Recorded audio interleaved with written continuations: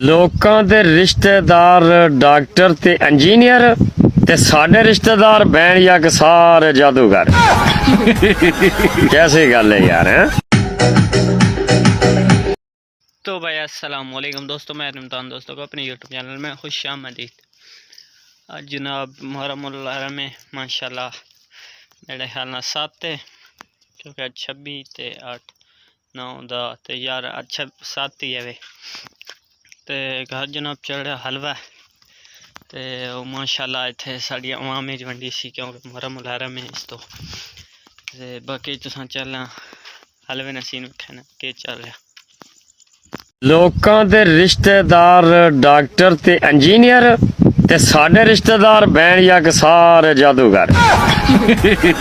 कैसी गल है यार हैं? हलवे नसीन के चल रहा वरना हाँ वेखाई हाँ तुसा, लेकिन फिलहाल जाना अकैडमी तो माजरत तुसा विखा ना सकने ते बाकी थोड़ी जी वीडियो टॉपिक ये विखाना है। फिलहाल अस वजन लगे अकैडमी ते बाकी अज वीडियो टॉपिक ये उम्मीद तुसा पसंद तो सब इजाज़त। अल्लाह हाफिज़।